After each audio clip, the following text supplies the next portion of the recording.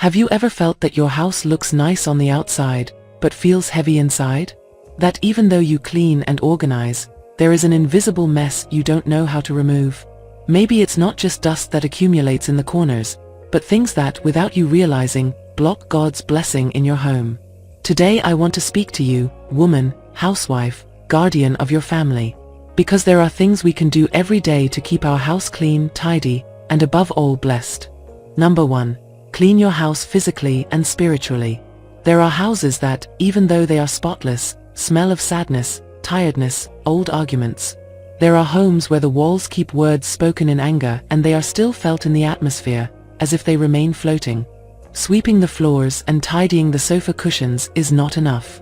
A house needs to be cleaned visibly and invisibly.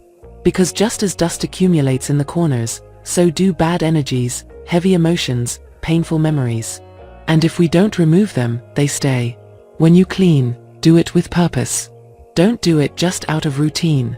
Every time you sweep or vacuum, say out loud, all sadness leaves, all tiredness leaves, all anger leaves this place. Let only the good remain, only the pure, only what comes from God. Open the windows, let the light in, because where there is darkness, everything that steals peace hides.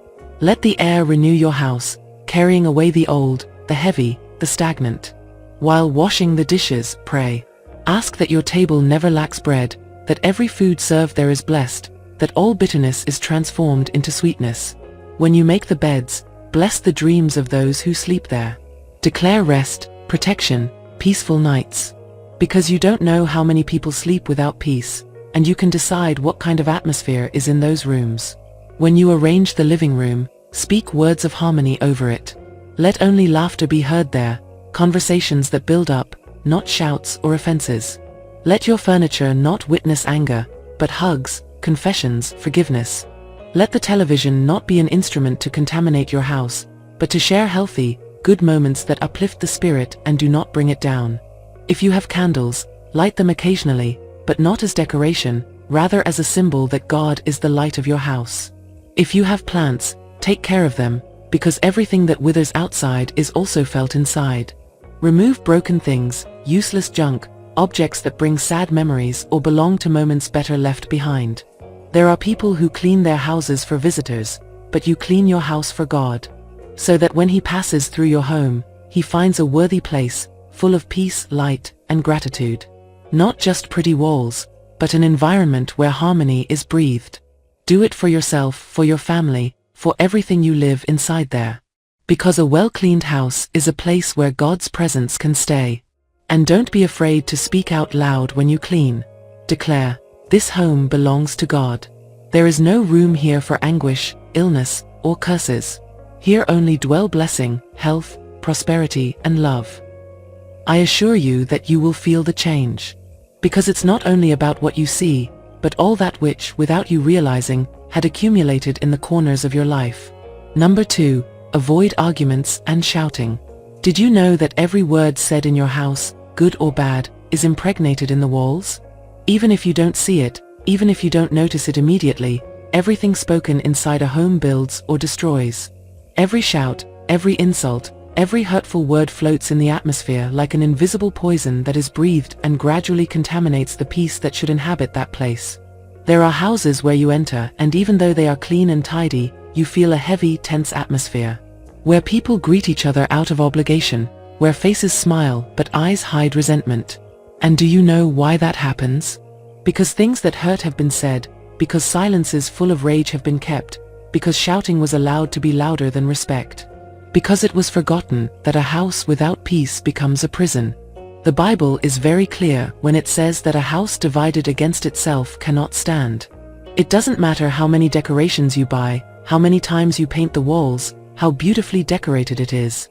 If in that house there are shouts, offenses, humiliation, sooner or later the emotional cracks end up being deeper than any wall's cracks. And it's not only big arguments that damage. It's those little words of disdain, the gestures of annoyance, sarcasm disguised as a joke, looks that judge, indifferences that hurt more than a shout. Those details also divide, also hurt, also accumulate distance between people who are supposed to care for each other. Every time a voice is raised in a house, a door opens to the enemy. Because badly managed anger turns into resentment, and resentment is fertile ground for hatred, revenge, emotional destruction. And when a person carries hatred, they contaminate everyone around them. It becomes an invisible chain of pain that is inherited unintentionally.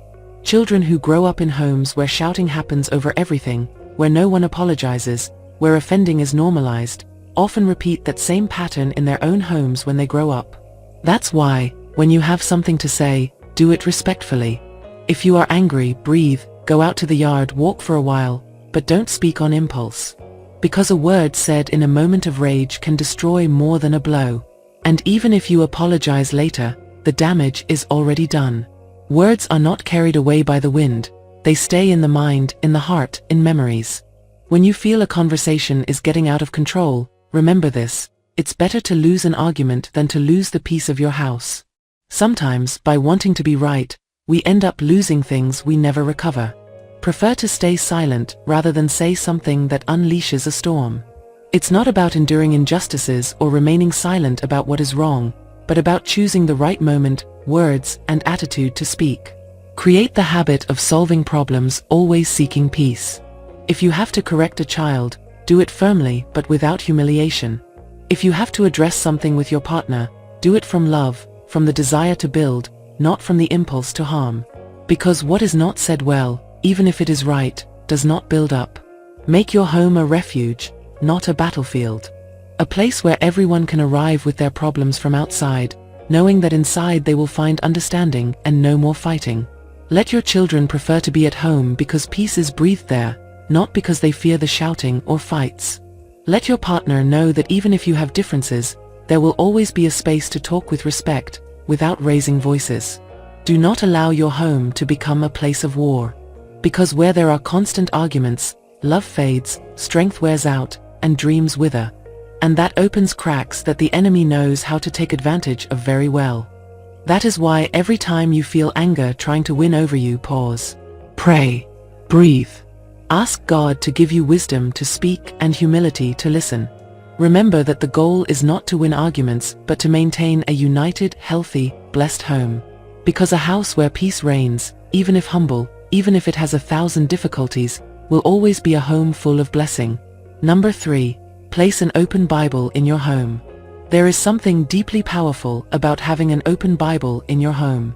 Not as a simple decoration, not as something there just to decorate the living room or dining table, but as a physical and spiritual reminder of who rules that house. Because a closed Bible is a voice that is not heard, a promise that is not claimed, a protection that is not activated. But an open Bible is a silent and constant declaration that God is present, that His Word lives, and that His covering remains. Many times we go through difficulties at home, illnesses, arguments, scarcity, anguish, anxiety that we do not know where it comes from. And we look for external solutions without realizing that the first thing we must do is invite God to remain in our home. It's not that He does not want to be there, but many times it is us who stop making space for Him, who stop reminding our own soul who is the owner of everything we have. Placing an open Bible in your home is more than a religious gesture. It is an act of faith. It is to say, here God rules, here His Word governs, here His promises are fulfilled. And it doesn't matter if your house is big or small, if it's yours or rented, if you have luxuries or just the basics. Where God's Word is, there is blessing. And I don't say this as superstition, I say it because the Bible itself declares that it is a lamp to our feet and a light to our path. And believe me, your home needs that light. Choose a passage that speaks life over your house. It could be a protective psalm like Psalm 91, "He who dwells in the shelter of the Most High will abide in the shadow of the Almighty." Or maybe Psalm 23, "The Lord is my shepherd, I shall not want." Or Proverbs that speak of peace, wisdom, prosperity. The important thing is not just to have it open, but to read it aloud, letting that word cover every corner, every room, every person who comes in and out. Make it part of your daily routine. Get up, walk to where you have the Bible open, and before checking your phone or turning on the radio, read that passage. It doesn't matter if it's just 2 verses, but read it believing that those words are drawing a spiritual covering over your family. That what it says there is being written into your day. Teach your children to respect that open book. Let them not see it as part of the decoration, but as the most important thing in the house. Let them know that if one day they are afraid, they can go to that place, read, or simply put their hand on God's word and remember that they are not alone. You don't need elaborate explanations. Just say, here is the word of life, here is the promise that this home is under God's care. Because there are moments when no one can help you, when no human words soothe, and that is when a written promise makes the difference. And I assure you, you will start to notice changes. There will be fewer arguments, less anxiety, less feeling of heaviness. Because where God's word is honored, the atmosphere changes. Peace returns, protection activates, and blessing finds a place to stay. Let not a single day go by without that open Bible speaking over your home. Because in the midst of this world full of bad news, having a living promise at the center of your home is a refuge, a fortress, a light turned on. May your home not be remembered for its decoration, but because there, from a table or a shelf, an open Bible said, here God dwells. Number 4. Bless your family before sleeping. They say the last words we hear before sleeping are recorded deep in our mind and heart. Those words accompany us in our dreams, shape our rest, and without us noticing, become seeds for the next day. That is why it is so important, more than you imagine, to bless your family before sleeping. Many homes go to bed with cold words, heavy silences, pending conversations, unresolved anger. Children who go to bed without hearing, I love you from their parents. Husbands and wives who fall asleep turning their backs after a difficult day, without a kind word that unites them.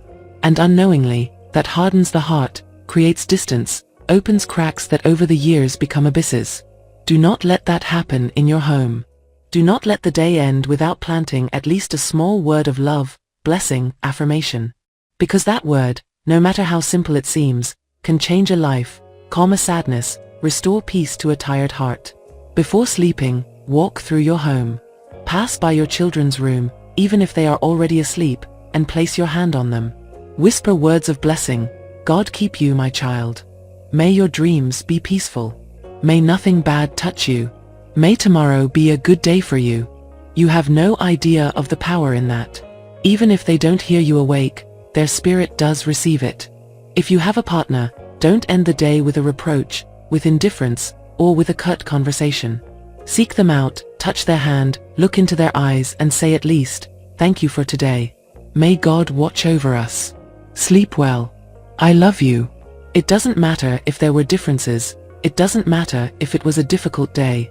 That simple phrase can prevent anger from taking over your rest and wounds from deepening during the night. If you live with your parents, a sibling, or any family member, do the same. The blessing before sleep not only protects but also reconciles, unites, and reminds everyone in the house that they are loved, valued, and not alone. Take a minute, gather whoever you can, and say a simple prayer. You don't need complicated words or long prayers. Just say, Lord, thank you for this day. Thank you for my family's life. Cover this home with your peace. Remove all fear, all weariness, all worry. May we rest in your arms and rise tomorrow with renewed strength. Bless each person living in this house. Amen. If for some reason you cannot pray out loud, do it in your heart, but don't go to bed without doing it. Because what you declare before sleeping carries great spiritual weight. It's like drawing an invisible wall around your home, preventing bad things from entering the night, fears from invading, worries from sneaking in. Make it a habit. Teach your children to bless one another, to hug before bed, to say, I love you, to apologize if needed. Because that habit, which today might seem small, tomorrow will be your children's emotional and spiritual refuge. They will remember that no matter what happened, at the end of the day there was always a moment of peace, a hug, a word that healed. There are nights when you go to bed tired, unmotivated, but believe me, when you bless your family, your own rest changes. You feel your soul settle, your heart lighten, and God take control of everything you couldn't solve during the day. May your home never lack that last good word. Because the world is already hard enough, so inside our home love should be felt before closing our eyes. And if one day one of you doesn't wake up because life is fragile and unpredictable, at least there will be the certainty that the last thing said was a good word, a blessing, an I love you. And that, my daughter, is priceless. Number 5. Don't let things enter your home that don't build up. There are things you don't see but weigh heavily. Objects that seem harmless, conversations that seem innocent, TV shows you watch out of habit, music playing in the background. And all these things gradually create the spiritual atmosphere of your home. And without realizing it, one day you wonder why there's so much fatigue, why there's bad mood, why sadness feels like just another piece of furniture in your living room, why spirits are low and you never think maybe it's not what's missing, but what you inadvertently let in. Often people focus on physically cleaning their home, dusting, rearranging furniture, fixing the garden, but forget to clean the invisible, what can't be seen at first glance but is deeply felt. Because every home has an atmosphere, a spiritual charge, an energy created by what is allowed to enter and remain. Don't let just anything cross your home's threshold. Because not everything entertaining builds up. Not everything fun brings peace. Not everything heard or seen leaves good things behind. Magazines with obscene or violent content, objects from questionable origins, decorations that represent negative things, movies or series that celebrate hatred, infidelity, violence, fear, all these, even if it seems exaggerated, leave a mark. And when these things accumulate, the atmosphere becomes heavy, dense, sad. And it's not just material things. There are conversations that poison, people who come into your home with bad intentions. Friends who only know how to criticize, spread gossip, bring outside problems, and when they leave a cloud of discomfort. It's not that you're rude, but it's your home. And as the owner of that home, you have the right and responsibility to decide what enters and what doesn't. Even the music heard in your home matters. Songs full of sadness, spite, vulgarity, or negative messages build an atmosphere of discouragement, conflict, and anxiety. Because everything you listen to, see, and allow directly affects the spiritual environment of your home. Many people say, "Oh, it's just a show, just a decoration, just a song, what harm could it do?"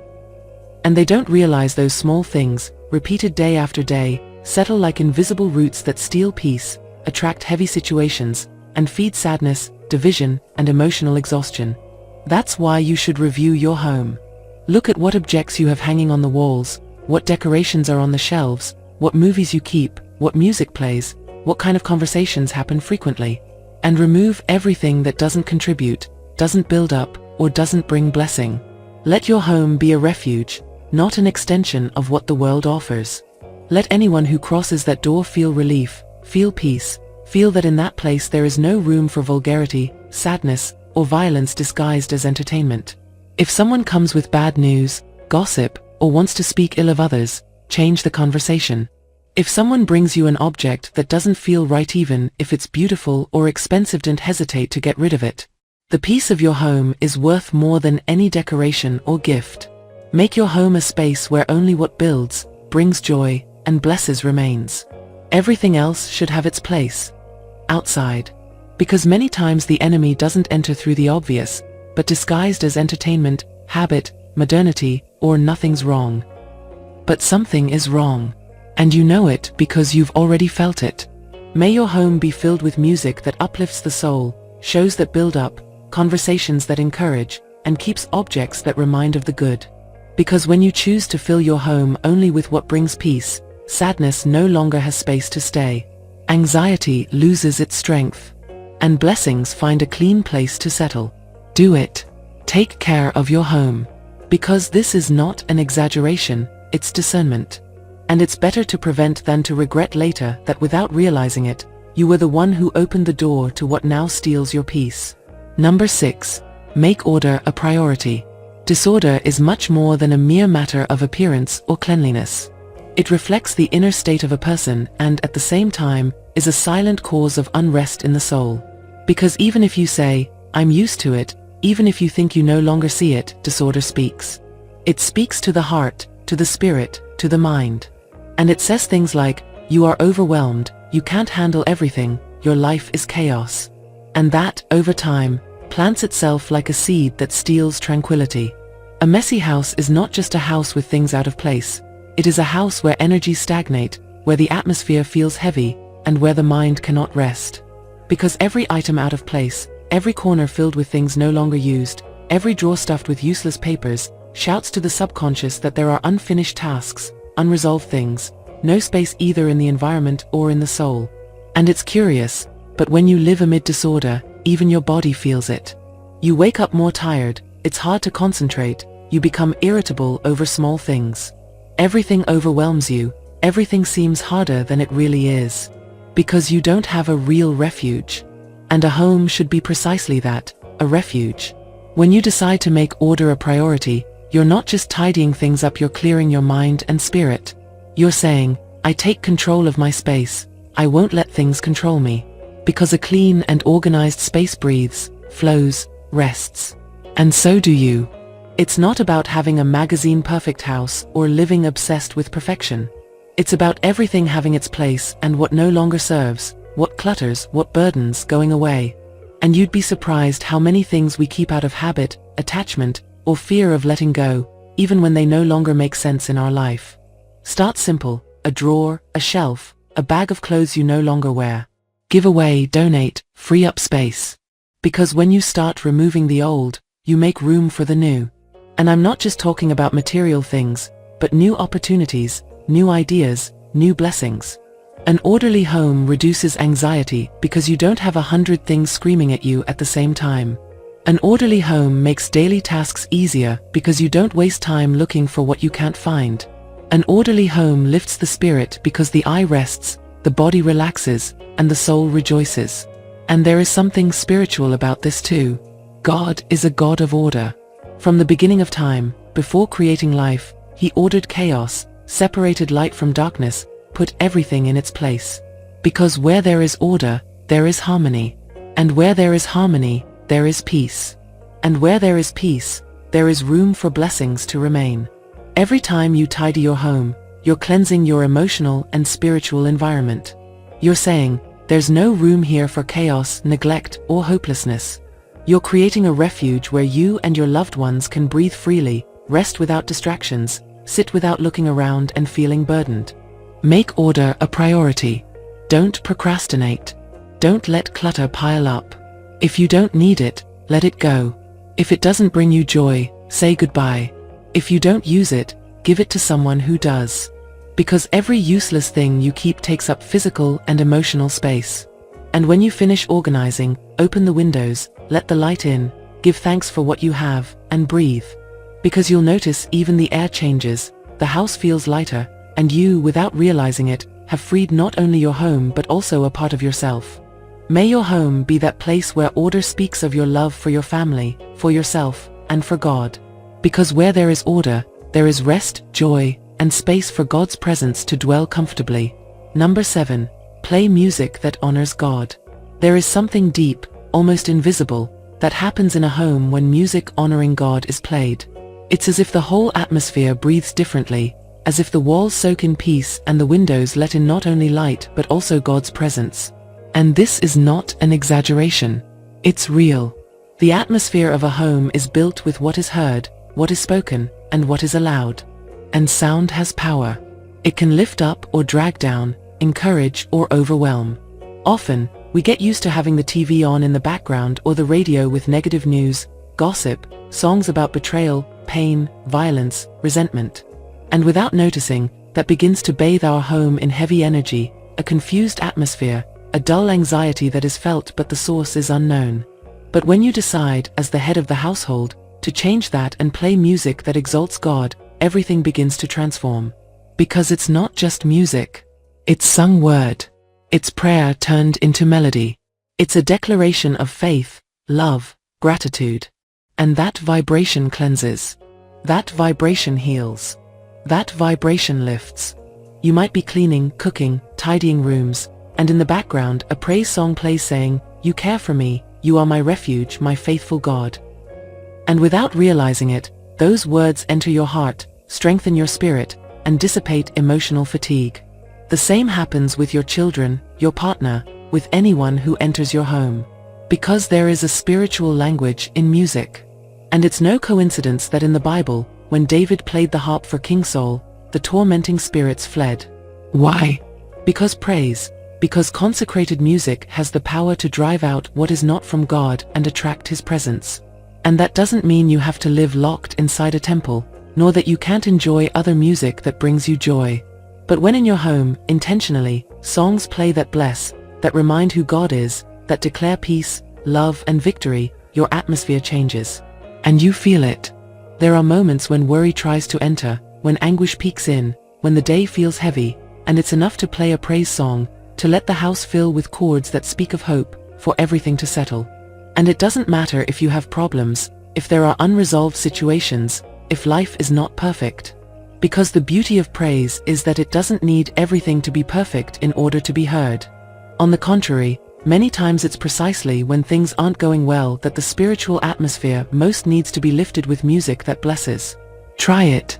When you feel the day is heavy, spirits are low, there is anger in the air, play a soft praise song. Let the notes flood the house. And you'll see even the crying changes tone. Anger loses its strength. The atmosphere becomes lighter. Because where music that honors God plays, there is no room for darkness. Make it a habit. Not only on Sundays or during prayer times. Let it be part of daily life. Let songs about faith play while you cook. While you clean, make beds, or bathe, let melodies that bless be heard. Let children grow up knowing their home fills with chords that glorify. And it doesn't matter if you have speakers or an old phone. What matters is the intention, the content, the attitude of saying, "My home is a territory of peace," and declaring it with every note that sounds here. Because the enemy flees where there is praise. Sadness goes away where there is music of hope. Discouragement dissolves where the atmosphere fills with words that build up. And best of all, you don't have to pay anything or leave the house. Just decide what you want to sound in your home. And at the end of the day, when you remember every melody that passed through your house, you'll notice that without big sermons, forced speeches, or pressure, your home became more serene, cleaner, more blessed. Because music that honors God does this. It cleans without you noticing, heals without you asking, and strengthens without needing any explanation. Do it. Let there always be a blessing song playing in your house. Even if it's quiet, even if no one sings, even if only you hear it. Believe me, heaven listens. And the entire atmosphere responds. Number 8. Be thankful every day for your home, even if it's small, even if things are still missing. There is a deep power in gratitude that we sometimes fail to grasp. Because it's not just a nice word or a trendy attitude. It's a key. It's a spiritual tool that opens doors where there seem to be none, multiplies the little you have, protects what you already own, and changes the way you inhabit your own home. How many times have you stopped to look at your house with eyes of dissatisfaction? Complaining if the kitchen is too small, if the bathroom needs fixing, if the walls are old, if the furniture doesn't match, if you want to move to a better place. And it's not wrong to dream, to want to improve, to desire nicer spaces. But there is a big difference between dreaming and living complaining. Because when you only see what is missing, you become blind to what you have. And when you don't give thanks for what you have, you risk losing it. There are people right now, at this very moment, who would give anything to have a corner like yours. To have a roof that protects them from the cold, a bed even if old, a table to share at even if there is only bread. And you have that and so much more. Maybe it's not the perfect house, maybe things are still missing, but it is your refuge. It is your space. And the more grateful you are for what you have, the more blessing you will attract over that place. Gratitude has the power to transform the atmosphere.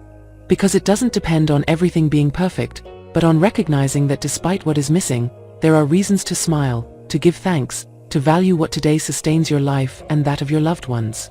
Don't wait to have the big house, new furniture, or the dreamed garden to say thank you, Lord. Say thank you today, for that small room that protects you from the rain, for that kitchen where every day you prepare something for your loved ones, for that dining room where there have been laughter and tears, but where you have always gathered.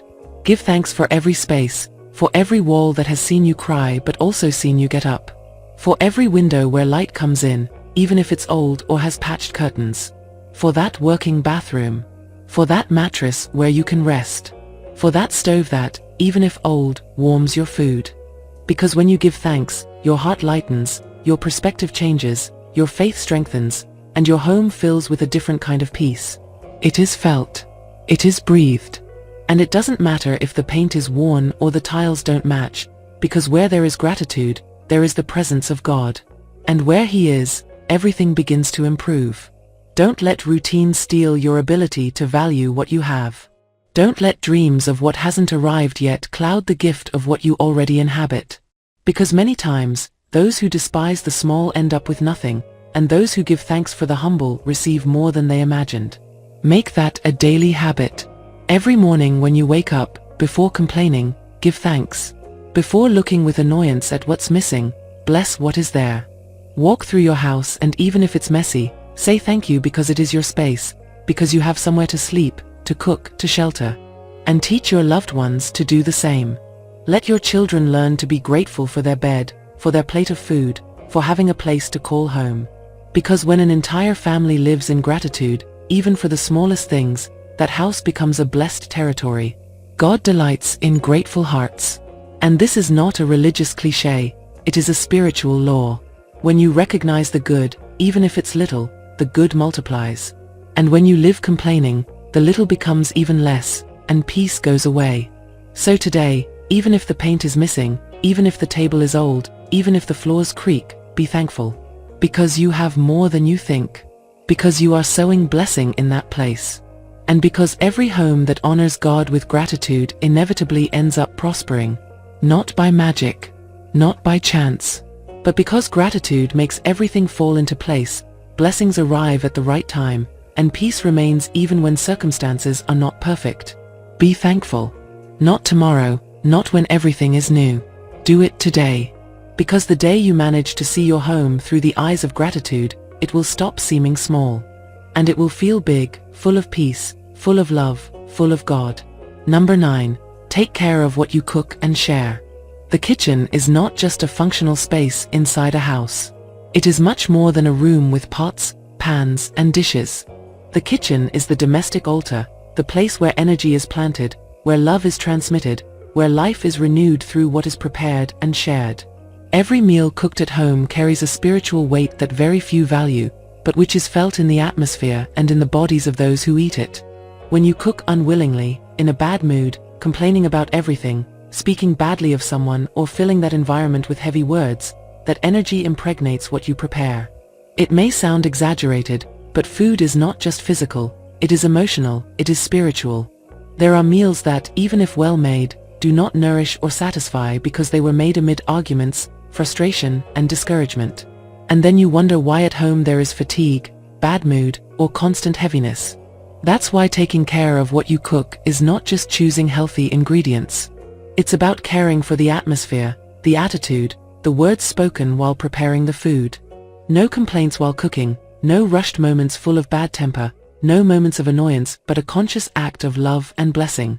Even if it's a humble dish, even if it's a simple soup, if it was made with affection, goodwill, and prayer, it nourishes much more than a costly banquet full of complaints.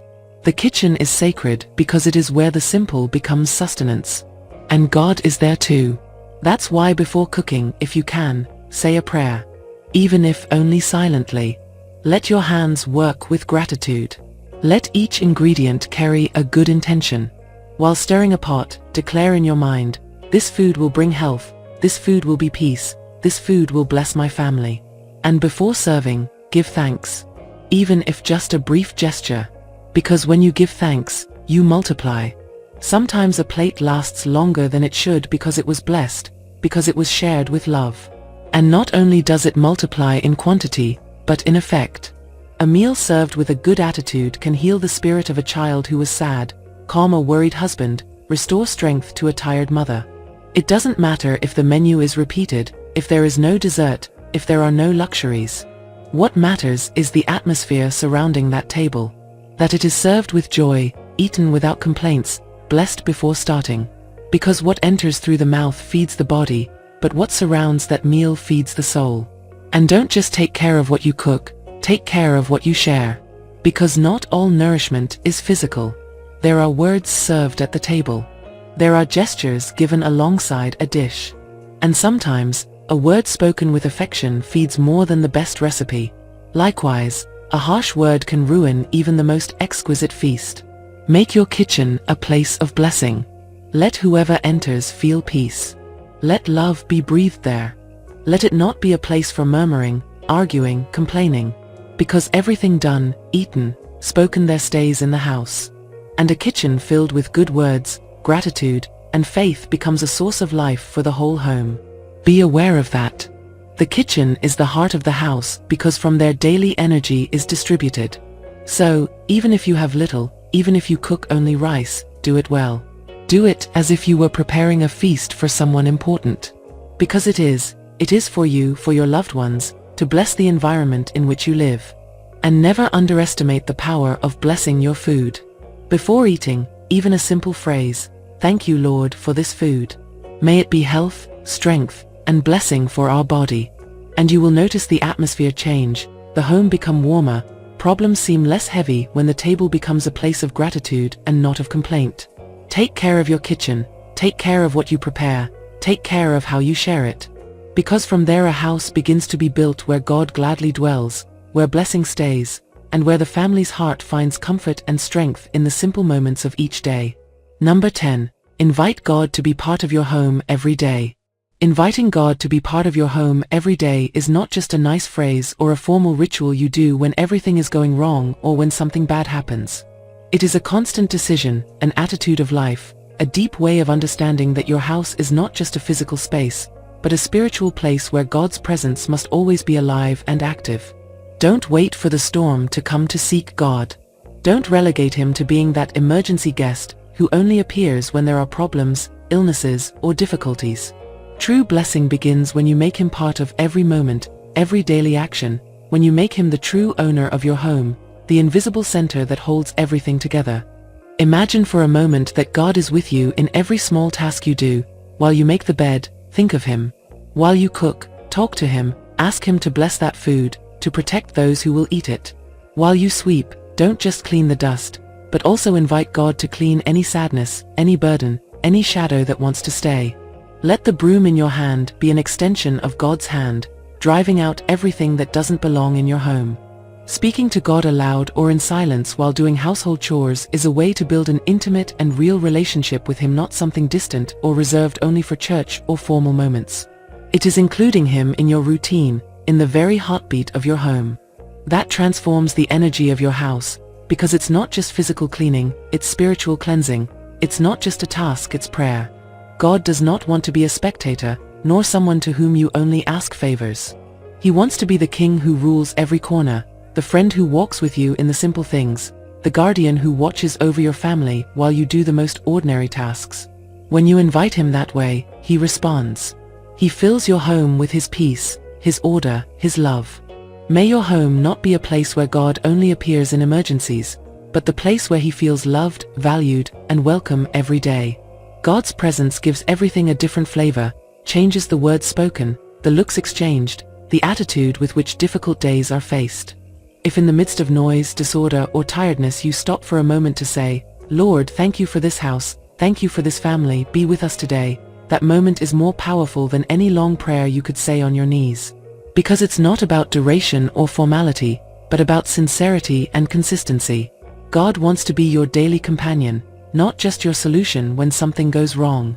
Invite him in the mornings, in the evenings, at meals, in play, in conversations. Let his presence be like the air you breathe, invisible but vital, silent but constant. Make him the owner and protector of your home, not an occasional visitor. And you will see how little by little the atmosphere fills with blessings, how arguments fade away, how sadness loses strength, and how peace becomes the melody that accompanies each day in your house. This is not about a religious act, but a simple, human, and deep practice, opening the door of your home and telling God, "Here you are welcome, here you are loved, here you are the center." That is what transforms any house into a blessed home, full of light, love, and hope. Invite him today. Invite him now in the small things, in the big things, in the visible and in the invisible. Because a house where God is the owner is a house that will always be blessed. And number 11, don't forget to have a corner for prayer or reflection. Having a prayer or reflection corner in your home is not just a nice idea or a decorative detail. It is a deep spiritual necessity that we often overlook amid the daily hustle. That small space dedicated exclusively to connection with God becomes the safest refuge, the meeting point where all the outside noise stops and where your soul can find rest and guidance.